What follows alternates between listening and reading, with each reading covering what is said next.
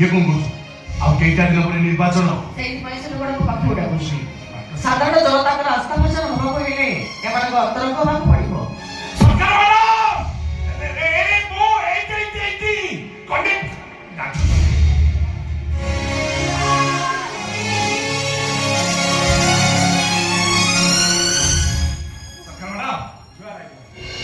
mica Raghua ପ୍ରଧାନ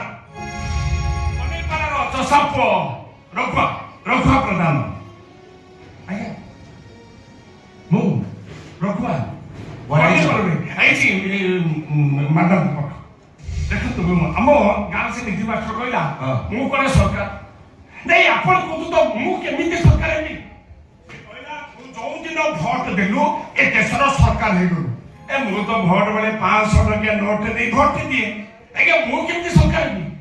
ଏଇ ପେଟକୁ ପିଠି ଲଗେଇ ବିଲରେ ହଳ କରି ପେଟକୁ ଖଣ୍ଡାଏ ଦାନା ଦେହକୁ ଖଣ୍ଡେ କନା ଚୋକରେ କରିପାରୁନୁ ଆପଣ ସେତେ ତାକୁ ଗୋଟେ ବହି ଧରି ଦେଇଛନ୍ତି ସେ ଦିନ ସାରା ବସି ଘୁଷୁଛି ଚାଷ କାମ ଯାହାର କେଡ଼େ ଆନନ୍ଦ ତାହାର ଚାଷୀ ଭାଇ ଯୋଗାଉଛି ଦୁନିଆକୁ ଆହାର ଆପଣ ଜୀବନ କାଳ ଭିତରେ କେବେ ବିଲକୁ ଯାଇଛନ୍ତି ତଳି ପକେଇ ତଳି ରହିଛନ୍ତି ଠିକ ଅଛି ଶୁଣ